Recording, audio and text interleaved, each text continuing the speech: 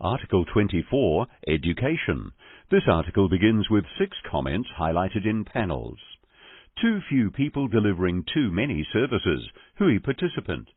The modern learning environment was a nightmare for our foster daughter. She flew under the radar, lost in a classroom of 70 with 3 roaming teachers. She wasn't able to be an independent learner, and her anxiety was huge. She got to be in a structured, supported learning environment at her new school, and it transformed her learning. Survey respondent. My child was considered unable to achieve at senior high school by his mainstream teachers. Once he was supported by another teacher, he was able to achieve. Survey respondent.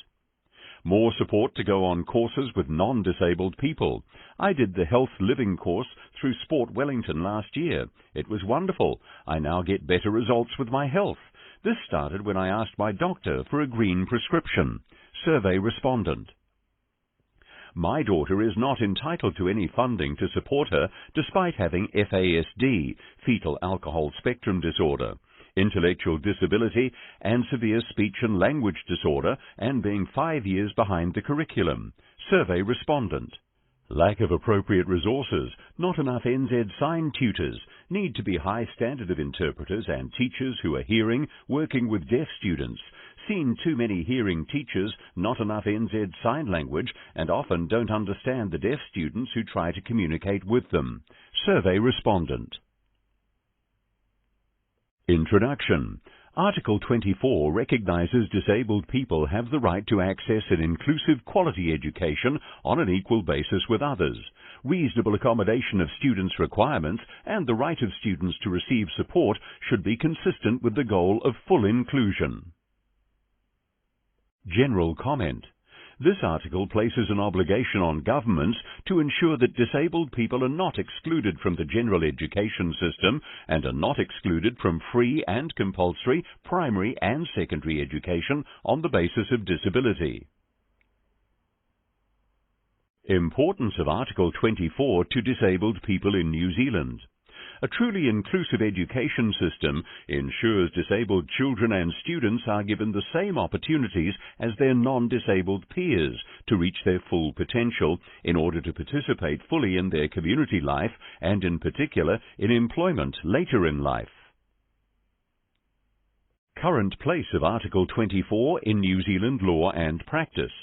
An inclusive education system that meets the requirements of Article 24 of the Disability Convention must demonstrate equality of access to an inclusive quality education, reasonable accommodation of the requirements of disabled students, the delivery of support within the general education system, and support measures that are effective, individualized, provided in an environment that maximizes academic and social development and consistent with the goal of full inclusion. Without access to adequate education, disabled people have diminished prospects of gaining employment and taking part in economic, political and policy discussions. Education plays an important role in social development and interaction. The lack of realization of this right causes significant, ongoing and generationally negative impacts for a large proportion of disabled people. The Disability Committee has described the following 4 principles, the 4 A's, as central to an inclusive education framework. Endnote 179. Availability. This requires that functioning educational institutions and programs must be available in sufficient quantity. This includes teaching staff and resources. In order to ensure that the quantity of services is sufficient to meet needs, accurate data gathering and monitoring are required. Accessibility. This requires that the entire inclusive education system is accessible, including buildings and physical infrastructure, information and communication systems, transport systems and services, support services and reasonable accommodation in all educational environments, including sport and recreational programs and facilities, and economic accessibility in the form of free primary education and, ideally, free secondary education. Acceptability. This entails an obligation to design and implement all education-related facilities, goods and services in a way that takes full account of and is respectful of the needs, expectations, cultures, views and languages of persons with disabilities. Adaptability. This requires an education environment that can be adapted to the diverse needs of students. The Disability Committee encourages the application of the Universal Design for Learning (UDL) principles, which provide teachers with a structure to create acceptable learning environments and develop instruction to meet the diverse needs of all learners. The Disability Committee also encourages a move away from standardized assessment and testing towards recognition of individual progress towards broad goals, alternative routes for learning, flexible instruction, and multiple forms of student assessment. In 2016, the Disability Committee released a general comment on the right to inclusive education, Endnote 180. The general comment examines how inclusion and reasonable accommodation could and should operate at all levels of an education system. The systemic issues with inclusion in New Zealand's education system have been articulated and explored in a number of reviews and reports. Endnote 181.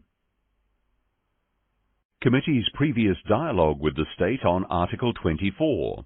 The Disability Committee has previously expressed concern that there is no enforceable right to inclusive education. It had recommended further work to establish an enforceable right to education, to increase the provision of reasonable accommodation in primary and secondary education, and to increase the levels of entry into tertiary education for disabled people. In 2016, the United Nations Convention on the Rights of the Child Committee recommended that the ongoing review of the Education Act 1989 comply with the provisions and principles of the Disability Convention. In 2018, the International Covenant on Economic, Social and Cultural Rights Committee recommended that New Zealand's domestic legislation needed to be consistent, notably some provisions of the Human Rights Act 1993 and Education Act 1989 related to the rights of disabled people. The government indicated there is already an enforceable right to education in the Education Act. When considering all the evidence related to outcomes for disabled people in the education system, the IMM disagrees with this assertion. This statute, as a principal means of protection, has not demonstrated its effectiveness in practice in aiding parents, their disabled children and families to enjoy a right to an inclusive education. Comment on the realization of Article 24 in New Zealand. In 2016, the IMM noted that the right to an inclusive education is not legislated for, nor is it appropriately incorporated in policy strategies and plans. There is a lack of structured coordination and decision-making between disability and education sector groups. Data collection processes that enable effective assessment and monitoring of progress are not robust. Nothing has happened in the subsequent 3 years to address those concerns, and the realization of this article is difficult to track, given a lack of quality education disability data. We need to know which individuals need what support. Since 2016, there have remained significant outstanding issues in inclusive education for students with disabilities in New Zealand. These include, Endnote 182, resourcing frameworks that are not based on accurate prevalence data, and there are no mechanisms in place to respond to increased student roll or need growth. Significant under-resourcing over a long period of time, schools forced to source money from other parts of school budget. Significant and historical underfunding of NZSL interpreters that prevents deaf children and young people being able to fully engage in their studies. For example, teacher aides who often support deaf children and students often have lower sign language skills than the students' own NZSL language capabilities. Lack of meaningful options for children and their families, choice between potentially poor experience in mainstream school or classroom or being segregated into special schools. Delayed identification or diagnosis, long waiting lists and then insufficient services to respond. An ongoing resourcing scheme that is inaccessible to many people. lack of timely responses for specialist interventions and supports, delays in making the necessary adjustments to school property, poor remuneration of teacher aides, a shortage of other support staff, lack of investment in training, and insufficient hours of support. This means disabled children are excluded from social events and/or sent home early, resulting in many families being forced to become single-income families or being asked to pay for teacher aid hours. Teachers having inadequate training and resources to respond adequately to children's needs. Some teachers report that the current Code of Professional Responsibility and Standards for the teaching profession is not conducive to building confidence for staff on the ground dealing with these complexities. A lack of prevalence data and a lack of information about disabled children and young people's participation and educational outcomes. In response to an IMM data request, the Ministry of Education confirmed a lack of quality education data disaggregated by disability.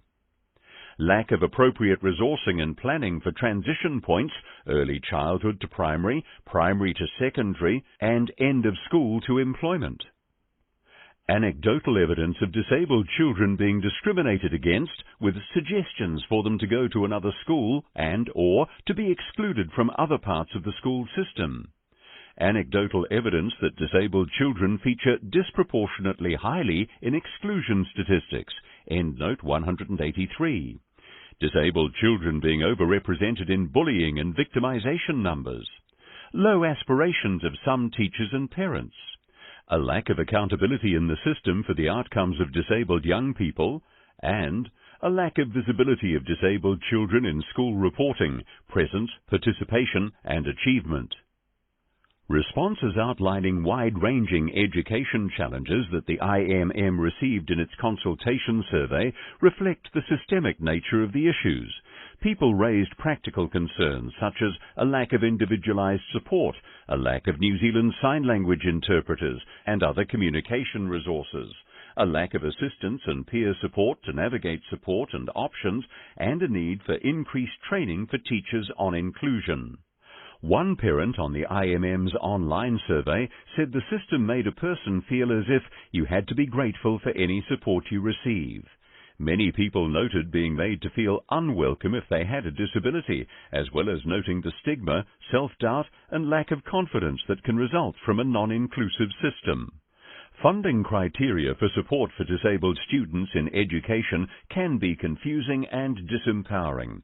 Some conditions, such as fetal alcohol spectrum disorder, FASD, receive little or no support.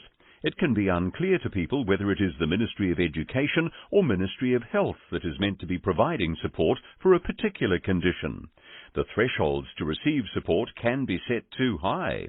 What happens when people are not funded because they are not disabled enough? End note 184. The educational structure continues to focus on teaching the normal child and fitting the disabled learner into the school, with some measures put in place to cater for a disabled learner's needs. For the education system to work for all learners, it needs to be fully inclusive by recognizing and understanding the full breadth of diversities within our educational settings. Evidence suggests teaching to the norm disadvantages many students. End note 185. In short, New Zealand's education system needs to move from an exclusionary system to a fully inclusive one. Some recent initiatives have signalled a perceived worrying return, in some part, to more segregated education practices. End note 186. The IMM acknowledges, particularly in the Learning Support Action Plan, end note 187, a stated desire by the government to better identify people who need support, particularly those who are neurodiverse, and to provide them that support at the right time and in the best way. However, these initiatives have not been co-designed in their adoption or implementation. They are yet to be scaled into other education work streams, and there appears to be no systemic response to this issue across government. The government is progressing significant reform to the education system across multiple levels. It is widely accepted that the current education system does not adequately address the needs of disabled young people. The IMM acknowledges the potential for these reforms to address many of the current issues. The reforms have a 30-year vision, so it will be critical that the most significant issues affecting disabled young people are addressed with some urgency. The government is involving disabled people in various parts of the reforms. However, at this point, it is not clear what the meaningful systemic change will be for all disabled children and young people in the education system and their families.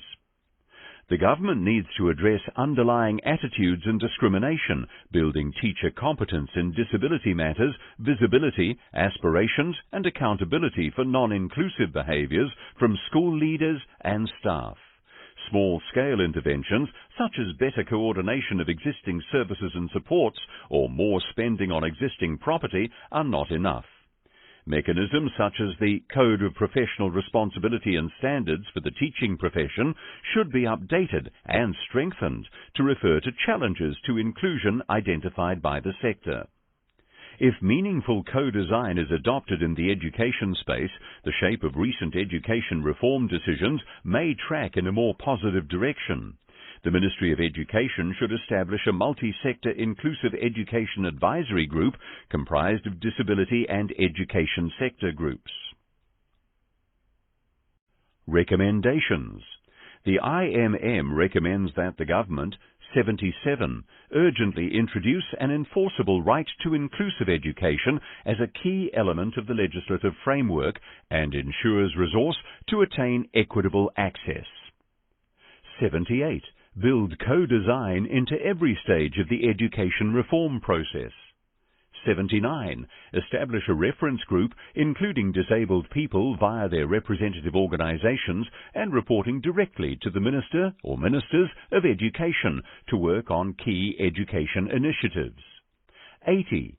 Review, as a priority, existing learner support funding models to ensure they provide meaningful support to enable all disabled students to participate equitably in education.